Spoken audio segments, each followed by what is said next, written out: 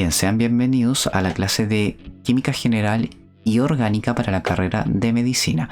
Hoy daremos inicio al curso dando como punto de partida la introducción a lo que es la química. Para comenzar a hablar de química tenemos que tener presente que es esta rama de la ciencia que estudia la transformación de la materia y obviamente los cambios que esta misma pueda presentar, como bien señala la diapositiva. En este aspecto vamos a tener que definir lo que es materia y consideremos materia como todo aquello que ocupa un lugar en el espacio y que tiene una masa asociada. Y como bien ahí señala mi alter ego, efectivamente podremos clasificar la materia en dos tipos, como sustancias puras o como mezclas. En el caso de las sustancias puras, son aquellos tipos de materia las cuales tienen una composición definida y propiedades características que no varían, puesto que son intrínsecas de esta materia. Este es el caso, por ejemplo, del azúcar pura, en este caso consideremos azúcar pura, la cual está constituida solamente por sacarosa. Y esta molécula de sacarosa le da todas las propiedades comunes al azúcar, desde su dulzor hasta, por ejemplo, su aporte energético. Eso no varía porque es intrínseco de la misma molécula. En el caso de una mezcla, tendremos presente que esta va a ser una combinación de dos o más sustancias, por lo tanto sus propiedades pueden variar. Van a depender a largo plazo de la cantidad de los componentes que conformen la mezcla. De esta manera, por ejemplo, acá tenemos una mezcla de pinturas. Evidentemente, cada pintura a su vez también es una mezcla. Sin embargo, efectivamente, la mezcla final, el color que se vaya a formar, va a depender de la cantidad de los componentes utilizados a la hora de mezclarlos. Ahora bien, las mezclas a su vez también pueden ser clasificadas en dos tipos, como homogéneas y heterogéneas. Una mezcla homogénea es aquella en la cual nosotros no podemos distinguir los componentes de la misma. Es decir, tiene una composición uniforme, como bien señala la diapositiva. Un ejemplo de esto es la miel, y es que la miel es una mezcla de múltiples azúcares, los cuales efectivamente no los podemos diferenciar. Están formando parte de la miel, pero no los diferenciamos. Mientras tanto, aquí en el caso de una mezcla heterogénea, efectivamente acá sí vamos a poder distinguir los componentes que la conforman. Por ejemplo, cuando se mezcla arena y agua. Ahí efectivamente el agua nunca va a disolver a la arena, así que los podemos diferenciar. En el caso de la sustancia, también podemos clasificarlas en dos tipos, como elementos y compuestos. En el caso de un elemento, es aquella sustancia la cual no puede ser dividida en materiales más sencillos, ¿ya? Podríamos decir que es casi como una unidad mínima. Bueno, ahí tenemos, un ejemplo que es el mercurio. El mercurio acá en estado líquido está solamente formado por átomos de mercurio. Y lo interesante es que este es un átomo el cual ya no puede seguir siendo dividido en átomos más pequeños, es decir, no se puede dividir en una sustancia mucho más simple. Por otra parte, un compuesto está conformado por la combinación de dos o más elementos, y estos obviamente sí pueden ser separados en materiales más sencillos. Por ejemplo, acá tenemos el caso del agua, la cual está conformada por dos átomos de hidrógeno y uno de oxígeno. Y efectivamente el agua, mediante ciertos procesos electroquímicos, puede ser transformada en hidrógeno o en oxígeno. Ahora que estamos hablando de la materia, vamos a hacer un pequeño hincapié en lo que respecta a la masa. Dijimos que la materia tiene una masa asociada. Y podríamos entonces definir que la masa es la cantidad de materia que tiene una sustancia. Sin embargo, hay dos términos que desgraciadamente en el mundo actual se utilizan de manera casi como si fuesen términos iguales, como sinónimos, ¿ya? La gente suele utilizar de manera indistintiva lo que es masa y peso. Sin embargo, ambos términos son totalmente distintos. Ya dijimos que la masa es la cantidad de materia de una sustancia, ¿ya? Es la cantidad de materia, que tiene un componente. Ahora bien, el peso es la fuerza de gravedad que ejerce, que se ejerce sobre aquella materia. Por ejemplo, acá tenemos el caso de un astronauta que ella nos señala que efectivamente en el espacio tiene un peso menor que el peso que tendría en la Tierra, debido a que la fuerza de gravedad en el espacio es mucho menor a la fuerza de gravedad de la Tierra. Sin embargo, la masa que constituye el cuerpo de este astronauta no estaría variando, solamente lo estaría haciendo el peso. Bien, ahora que clarificamos ese aspecto, vamos a volver a los átomos.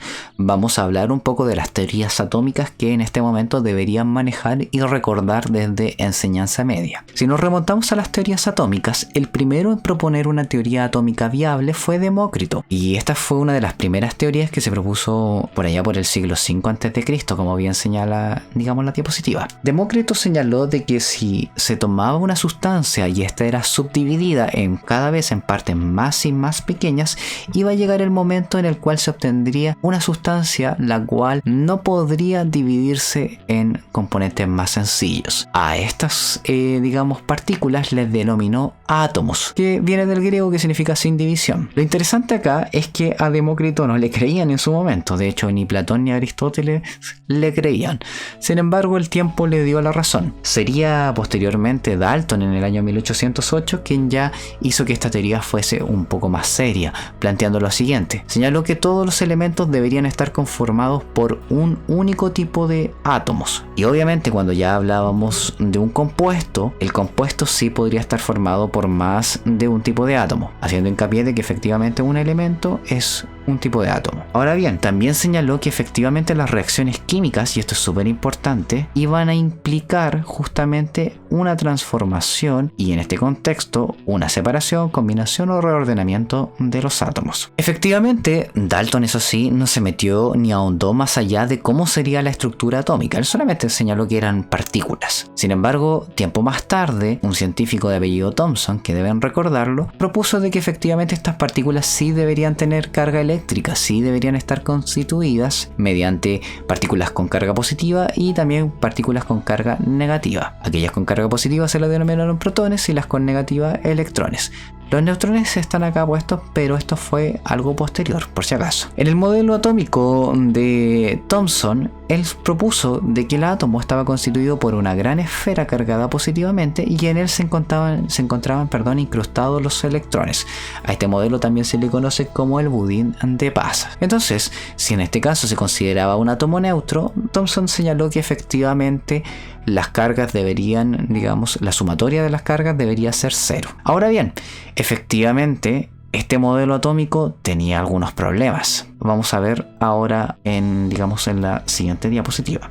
Y lo que pasa es que este modelo atómico, como bien señala la diapositiva, no era correcto. Un científico de apellido Rutherford, el cual se percató, realizando el siguiente experimento. A través de un emisor de partículas, él las hizo estrellar a través de una lámina de oro. Y cuando disparaba este haz de partículas alfa y atravesaban esta lámina de oro, él se percató de que muchas de las partículas alfa lograban atravesar la lámina de oro y otras, algunas muy pocas, se devolvían. Por lo tanto, esto llevó a cabo la siguiente conclusión: si realmente los átomos eran como los planteaba Thomson, efectivamente todo el haz de partículas alfa debería haber sido devuelto. Sin embargo, el experimento y los resultados de Rutherford daban pie al hecho de que probablemente el átomo estaba mayoritariamente vacío. Por lo tanto, Rutherford imaginó que los átomos deberían tener un núcleo en el cual encontraríamos los protones, como también los neutrones, que fue lo que se agregó después, y alrededor de ellos se encontraban girando los electrones. Ahora bien, los neutrones se agregan justamente debido a que la masa no coincidía. Necesitaba una partícula más para poder hacer las relaciones en la masa justamente de los átomos. Desgraciadamente el modelo de Rutherford tampoco era un modelo correcto. Lo que ocurría acá en este caso es que asumía que todos los electrones se encontraban girando a la misma distancia, y esto sería un error, puesto que en algún momento el átomo colapsaría y terminaría por destruirse, y eso obviamente no pasaba en la realidad. Tiempo más tarde, Bohr solucionó este problema y señaló que probablemente los electrones no se encontraban girando todos a la misma distancia, sino que estaban repartidos en órbitas, y en órbitas crecientes en términos energéticos. Cada órbita, cada vez que nos alejábamos más del núcleo, mayor sería la energía. Y esto también él lo sopesó considerando lo siguiente, y es que bajo ciertos experimentos era posible arrancarles electrones a los átomos si se consideraban que todas las órbitas estaban estaban a la misma distancia del núcleo, por esos experimentos se le podría arrancar todos los electrones a un átomo. Sin embargo, la realidad era que solamente podían ser arrancados 1 o 2 electrones. Esto daba cuenta de que efectivamente habían electrones que estaban mucho más adentro, en capas mucho más internas, los cuales no podían ser arrancados. ¿Ya? Bueno, y ahí tenemos una parte cómica donde desgraciadamente Niels Bohr apareció en Los Simpsons, pero se confundieron y le pusieron el modelo atómico de Rutherford. Una tristeza por él. Bien, sin embargo, el modelo de Bohr tampoco es correcto. Y es que hay varios puntos importantes a la hora de estudiar las partículas atómicas y sobre todo las subpartículas atómicas. Por un lado, tenemos que considerar que los electrones desgraciadamente se ven sometidos a algo que se conoce como el principio de incertidumbre de Heisenberg. Este principio de incertidumbre plantea que los electrones tienen 2 propiedades, las cuales lamentablemente no se pueden saber con exactitud, que son la velocidad y la posición. En otras palabras, mientras más conozcamos, por ejemplo, la velocidad de un electrón, menos conoceremos su posición, y viceversa. Mientras más conozcamos su posición, menos conoceremos su velocidad. Como bien señala acá nuestro amigo Heisenberg, el modelo de Bohr no era viable. Ahora bien, había otro problema más, y es que justamente cuando se analizan las partículas como los átomos, acá hay un serio problema. La física clásica deja de aplicar, y sobre todo en el caso de los electrones, que tienen un comportamiento dual, se pueden comportar como partícula y como onda. Por lo tanto, ya no podemos utilizar la física clásica y por lo tanto tendremos que recurrir a la mecánica cuántica. Y es acá donde Schrödinger, o Schrödinger, como le dicen algunos, hace su aparición.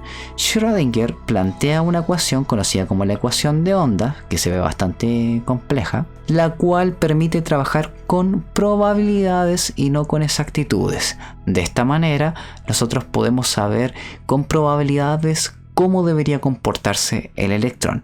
Esta ecuación de onda que está acá presente, nosotros afortunadamente no la veremos en este curso, solamente nos referiremos a sus resultados. Y pues bueno, para que sepan, esta H que se encuentra acá se le conoce como hamiltoniano.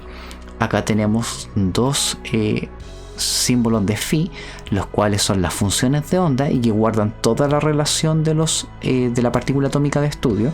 Y por último tenemos una energía asociada. Ahora bien, la ecuación de onda de Schrödinger nos permite definir una región espacial, la cual la conoceremos como orbital. Y si ustedes se dan cuenta, hasta el momento todos los otros modelos atómicos, bueno, a excepción de Thomson y Dalton, asumían de que efectivamente los electrones estaban en órbita, girando en torno al electrón. Sin embargo, como ya dijimos, nosotros no podemos fijar la posición ni la velocidad, ni tampoco saber con exactitud cómo está el electrón, así como partícula como onda.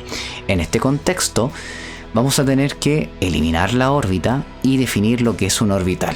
El orbital nace justamente de la ecuación de Schrödinger, y el orbital se define como aquella región espacial donde vamos a encontrar a un electrón, pero con un 95% de probabilidad. Puede que esté ahí, probablemente.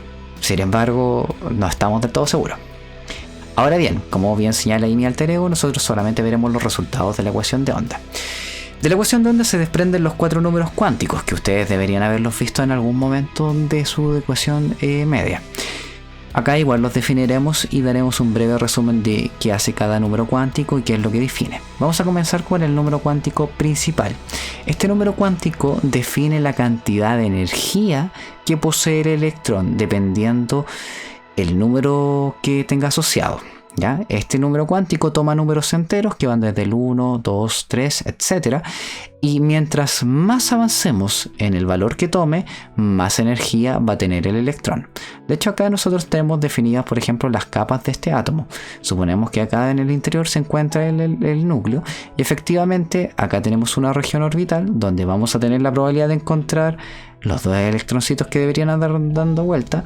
Más afuera tenemos otra región orbital, también con una elevada probabilidad de encontrar electrones, y así sucesivamente.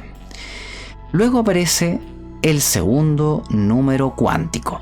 El segundo número cuántico, llamado secundario o azimutal, define la forma del orbital, es decir, define la forma espacial que va a tener justamente esta región espacial, valga la redundancia, donde podemos encontrar al electrón. Y el número cuántico secundario va a tomar distintos números enteros que pueden ir del 0, el 1, el 2 y el 3, ¿ya?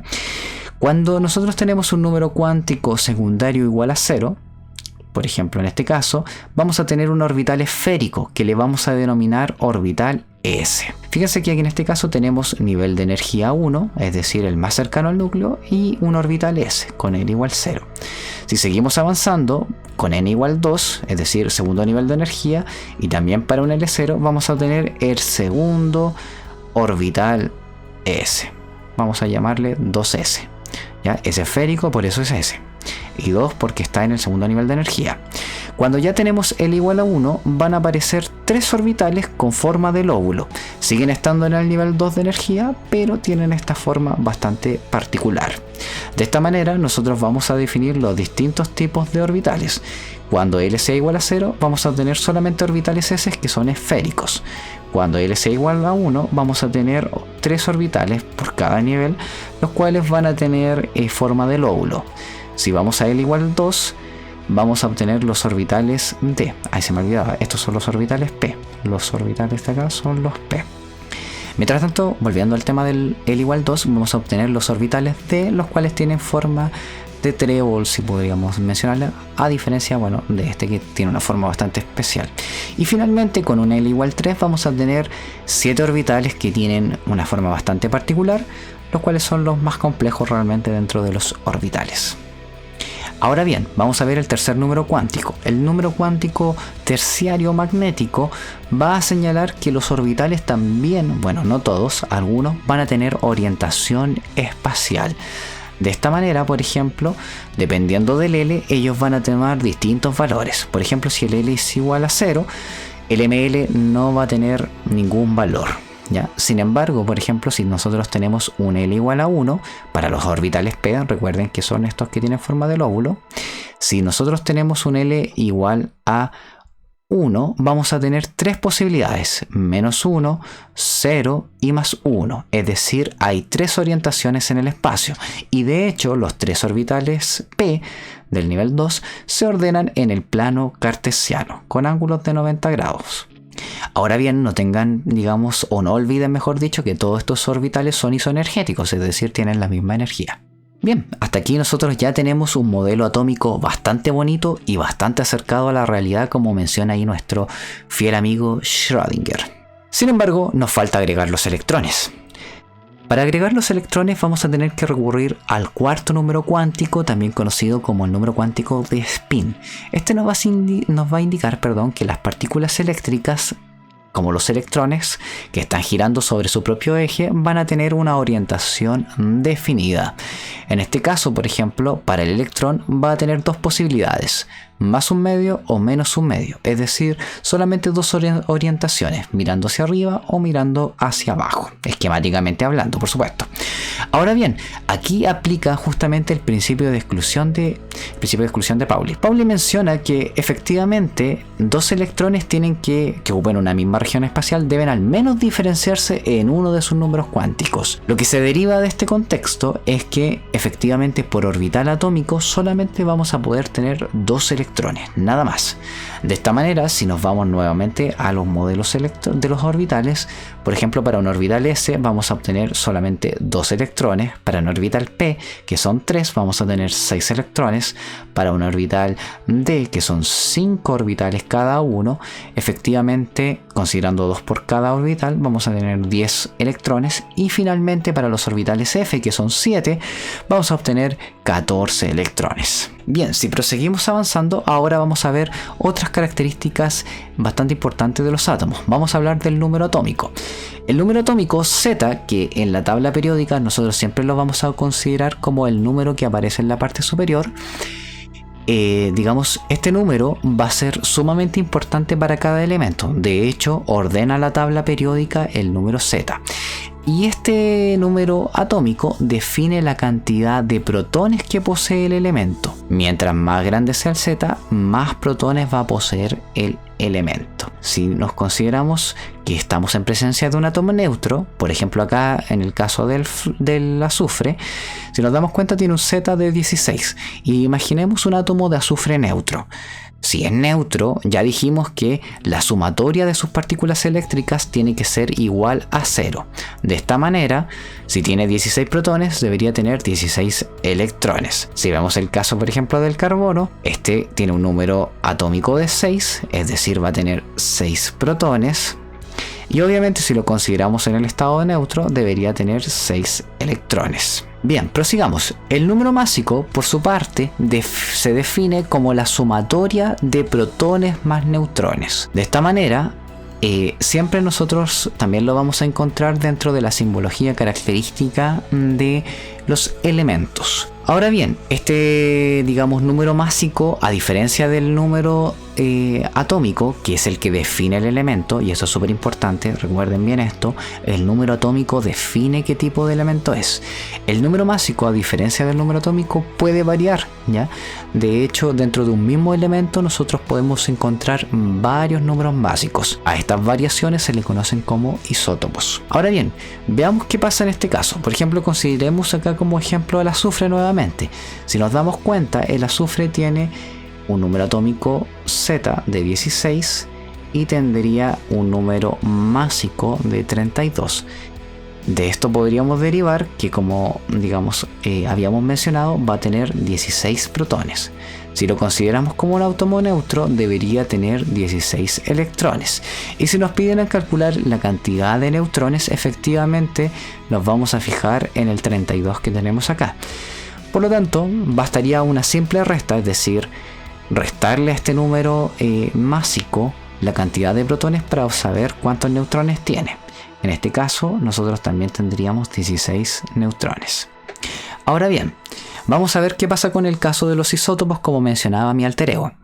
El caso de los isótopos es bastante particular. Ya dijimos que un isótopo tiene una variación dentro de su número másico y se debe a que tiene generalmente un mayor número de neutrones. De esta manera, por ejemplo, acá tenemos el caso del átomo de hidrógeno, el cual como protio, puede tener 0 neutrones. Sin embargo, en la medida que nosotros vamos agregando neutrones, sigue siendo el mismo átomo de hidrógeno, solamente que se vuelve más pesado. De hecho, para el deuterio ya tenemos la presencia de un neutrón y para el tritio tenemos la presencia de 2 neutrones. Generalmente los isótopos no suelen ser muy abundantes en la naturaleza y se utilizan para, digamos, trabajos muy especiales. Por ejemplo, en el caso del deuterio se utiliza bastante como agua deuterada, ¿ya? Si el agua normal es H2O, el agua deuterada muchas veces se define como D2O. Y esta agua, que es mucho más pesada, se utiliza generalmente para atrapar radicales libres en las reacciones nucleares. Ahora bien, hagamos acá algunos ejemplos de cuántos protones, electrones y neutrones debería tener cada uno de estos átomos. Por ejemplo, acá nosotros tenemos el caso del hierro. Si nos damos cuenta, el hierro tiene un número atómico Z de 26. Mientras tanto que tendría un número másico de 56. Lo vamos a redondear.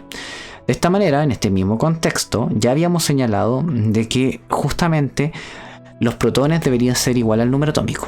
Y una cosa aquí, algo importante de mencionar: si alguna vez tienen dudas de cuál es el número másico y cuál es el número atómico, debido a que muchas veces las fuentes cambian el orden, digamos, de dónde deberían aparecer, siempre el mayor va a ser el número másico y el menor el número atómico. Esto es como un pequeño truquito. Entonces, bien, volvamos al ejemplo.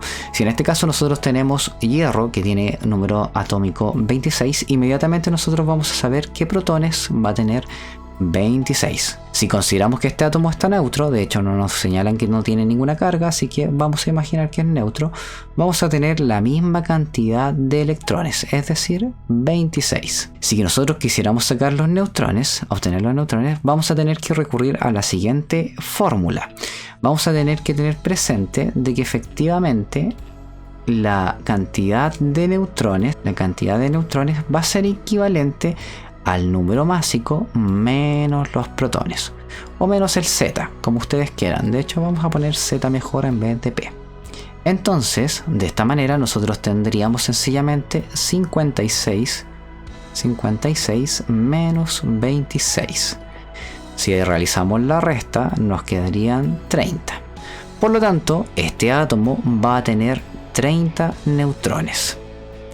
Hagamos el caso del calcio. En el caso del calcio, si nos fijamos, vamos a tener un Z de 20 y una masa atómica de 40. Lo vamos a redondear a 40, ¿ya? Para hacerlo más sencillo. De esta manera, si nosotros quisiéramos ver el número de protones, 20 tendríamos. Si evidentemente estamos considerando un átomo neutro, deberíamos tener 20 electrones también. Y si nos percatamos, el número másico es 40. Por lo tanto, bajo este precepto, tendríamos 40 menos 20 y el número de neutrones, por supuesto, sería 20. Veamos qué pasa con el caso del titanio. El titanio tiene 22 como Z, como número atómico, y tiene 47, que lo vamos a redondear a 48 para hacerlo más sencillo, como número atómico. O sea, perdón, atómico, másico. Como número másico. Ahora bien, de esta manera nosotros podríamos saber que protones va a tener 22. Si está neutro va a tener 22 electrones también. Y finalmente, si nosotros quisiéramos sacar los neutrones, vamos a tener que hacer la resta entre el número másico y el número atómico, es decir, 48 menos 22. Por lo tanto, esto nos daría 26. Y esta molécula tendría 26 neutrones. Bien, ahora vamos a comprender y conocer cómo los electrones se reparten a través de los distintos orbitales. Para entender esto vamos a recurrir justamente a la configuración electrónica. La configuración electrónica es una forma fácil y sencilla de entender cómo los electrones pueden repartirse dentro de los orbitales. Y acá tenemos una regla característica de cómo se desciende a través de la configuración electrónica. Fíjense que partimos en el nivel 1S. Una vez que lo hemos llenado, bajamos al nivel 2S2. Una vez que hemos llenado el nivel 2S2, nos pasamos al nivel 2P6, es decir, aquí ya podemos tener 6 electrones. Y del 2P6 vamos a pasar al 3S2. De esta manera, una vez que hemos llegado al 3S2, vamos a tener que devolvernos, ir hacia el 3P6. Y de ahí nuevamente comenzamos a bajar. Ahí bajaríamos al 4S2, ¿ya? Y así lo vamos haciendo sucesivamente. Ahora bien, infortunadamente en química orgánica nosotros solamente nos llegamos a mover hasta el 3P. Ya más arriba es materia de la inorgánica. Veamos el caso del helio. El caso del helio, si nos fijamos, él tiene un número atómico de 2. En otras palabras, va a tener protones igual a 2 y electrones igual a 2. Si nosotros quisiéramos realizar la configuración electrónica del, digamos, átomo de helio y consideráramos esto, partimos en el nivel 1S, es decir, en el en el orbital esférico que está, digamos, justamente rodeando o más cercano al núcleo. Este sería el primer orbital, por eso está en el nivel 1 de energía, es un orbital esférico, por lo tanto se le asocia la S y tiene obviamente 2 electrones. Fíjense que en este caso, después más adelante vamos a ver que se cumple la regla del dueto, que es lo que le da la estabilidad a los átomos, pero eso lo vamos a ver más adelante. Veamos el caso del cloro. El cloro por su parte tiene 17 como número atómico, por lo tanto tendría 17 protones. Y si está neutro tendría 17 electrones. Por lo tanto tendríamos que repartir 17 electrones. Para ello nuevamente vamos a seguir este patrón. 1S2, 2S2, 2P6, 3S2, 3P6 y así podemos seguir bajando, ¿ya? Bueno, si planteamos la configuración electrónica tendremos que repartir 17 electrones. Por lo tanto sería 1S2. Ahí ya de estos 17 electrones, fíjense que para comenzar vamos a comenzar con estos 17, 1S2, nos quedan 15 y así vamos a ir llenando la configuración electrónica, 13. Podemos ahora descartar estos 6 y nos quedaríamos con 3, con 7, luego 2, nos quedamos con 5 y finalmente 5 electrones. y ahí nos quedaríamos con 0. Fíjense que de esa manera vamos a ir llenando la configuración electrónica. Entonces vamos a escribir ahora la configuración electrónica a modo de ejercicio de los siguientes átomos: el flúor, el carbono y el neón, y también vamos a describir la cantidad de electrones, protones y neutrones que estos poseen. Vamos a comenzar con el flúor. Fíjense que el flúor tiene un, digamos, número atómico de 9, por lo tanto va a tener 9 protones, 9 electrones y por supuesto vamos a determinar ahora el número de neutrones. Sabemos que su número másico es 18, por lo tanto le vamos a restar el número atómico, que es 9, y nos va a quedar como 11. Por lo tanto va a tener 11 neutrones. Ahora bien, si necesitamos hacer la configuración electrónica, tenemos 9 electrones a repartir. Partimos con el primer nivel energético 1, es decir, número cuántico principal. Orbital esférico S, 2 electrones. Nos quedan 7. Luego pasamos al siguiente nivel, 2S. Tenemos que también puede aguantar 2 electrones, así que lo llenamos con 2 electrones más y nos quedan 5.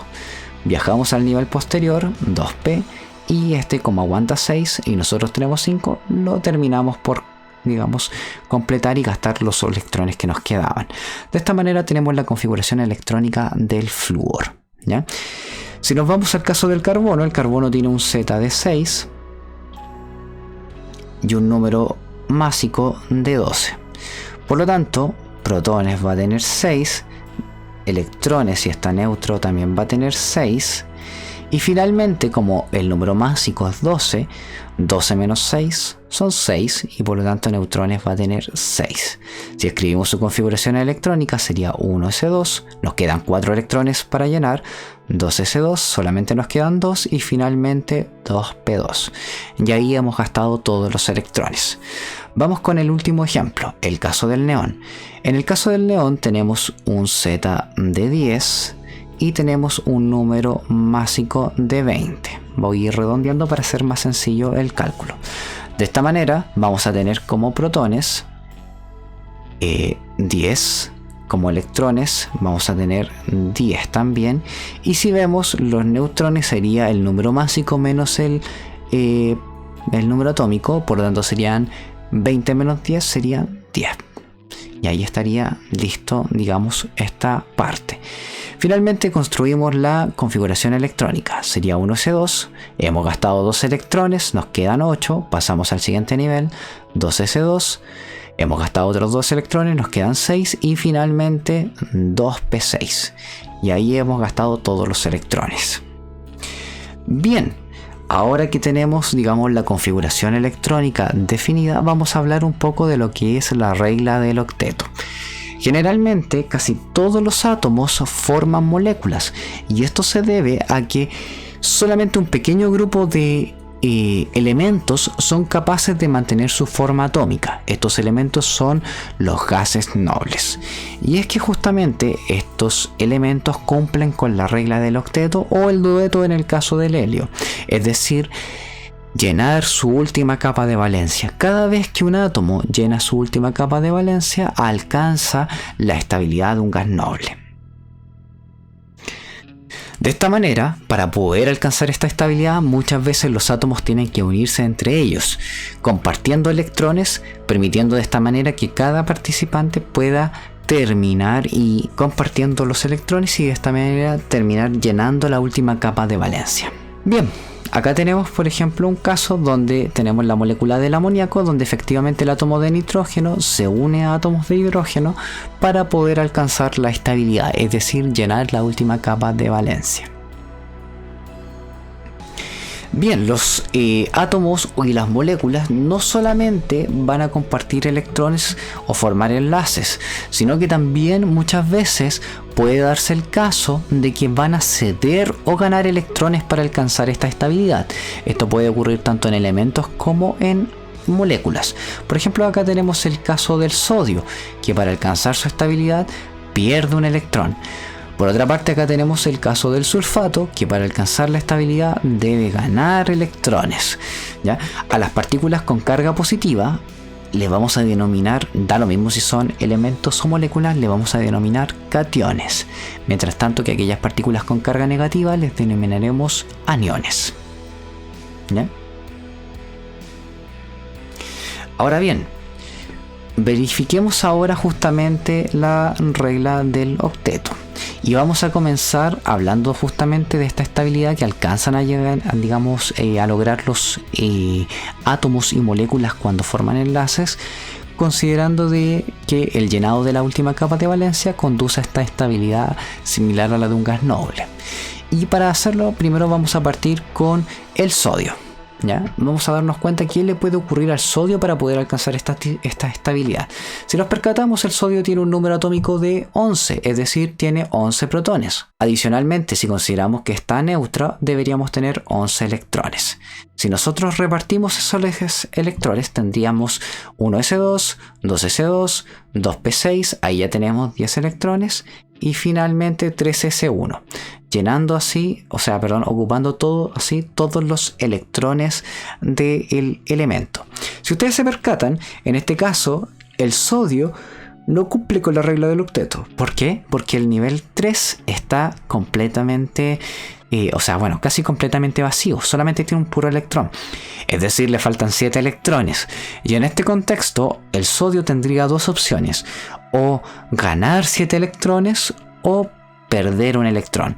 Por supuesto, ganar 7 electrones es muy improbable, muy difícil. Por lo tanto, lo más factible es que el sodio done uno de sus electrones. Y esto, digamos, se puede ver fácilmente en la vida real. Y el sodio es un elemento muy reactivo, reaccionan con la humedad de manera violenta. Por esta razón, digamos, una vez cuando se mezcla justamente con algún agente, reacciona con facilidad para perder este electrón, ¿ya? Y fíjense lo violenta que es la reacción. Bien, una vez que el sodio pierde un electrón, se convierte en un catión, ¿ya? Es decir, si nos recordamos, habíamos dicho que él tenía 11 protones. Y por otra parte, en su estado neutro debería tener 11 electrones. Sin embargo, si cede un electrón, evidentemente va a quedar con 10 electrones. Y si nosotros realizamos la sumatoria, 11 menos 10 nos va a quedar con carga positiva. Va a tener más protones que electrones.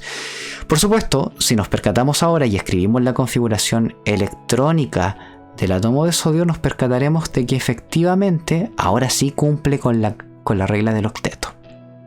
Bien, veamos el caso del cloro. En el caso del cloro la situación es un tanto similar. Si ustedes se percatan, tenemos 17 protones. Por supuesto, si se encuentra neutro, también vamos a tener 17 electrones. Por lo tanto, tendríamos 17 electrones a repartir. Acá se presenta la configuración electrónica justamente para el átomo de cloro. Y si ustedes se percatan, efectivamente aquí ya tenemos los 17 electrones. 2, 4, 10, 12, 17. Y fíjense que la última capa de valencia no está llena, sino que le falta un electrón para alcanzar la estabilidad de un gas noble. Por lo tanto, acá el cloro tendría dos posibilidades: o gana un electrón o cede 7. Nuevamente, la posibilidad de que ceda 7 electrones es sumamente improbable, por lo tanto debería ganar un electrón, es decir, transformarse en un anión. Si gana un electrón de más, todavía sigue teniendo 17 protones, pero esta vez tendría 18 electrones. Por lo tanto, si nosotros realizamos la sumatoria, tanto de protones como electrones, nos va a quedar con una única carga negativa. Y ahora, si analizamos la configuración electrónica, nos percataremos de que ahora sí cumple con la regla del octeto. Bien, veamos el caso ahora de la formación de una molécula. Muchas veces para alcanzar esta estabilidad de la cual habíamos mencionado, los átomos se van a unir para formar una molécula. Y en este caso, nosotros cuando analicemos una molécula de ahora en adelante, vamos a tener que tener presente algunos conceptos que son las fórmulas moleculares y por supuesto más adelante veremos nomenclatura. La fórmula molecular tiene que ver con la cantidad y la proporción de los átomos presentes en una molécula química. Por ejemplo, acá nosotros tenemos el caso de la molécula de agua y fíjense que su fórmula molecular nos indica qué elemento está presente y la cantidad, ¿ya? Por convención, siempre que haya un solo elemento, omitimos el 1, ¿ya? Aquí aquí debería haber un 1, pero obviamente lo omitimos por, digamos, convención.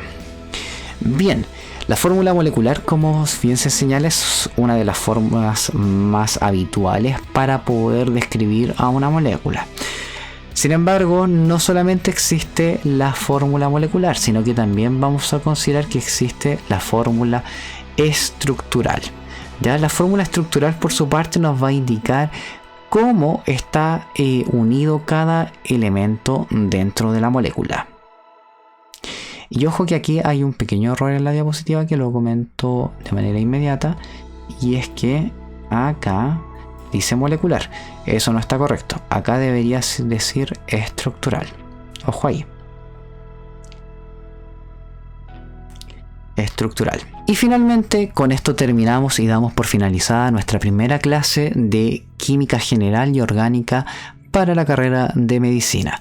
Les dejo algunas referencias que les podrán ser de utilidad para estudiar, tanto como un libro de estudio bastante general que es La breve historia de la química, pero acá también están los 2 textos guía del presente curso. Así que bien, nos veremos en la próxima clase con nomenclatura de compuestos inorgánicos específicamente. Y espero que los contenidos hayan quedado claros, que estén muy bien. Saludos, nos vemos.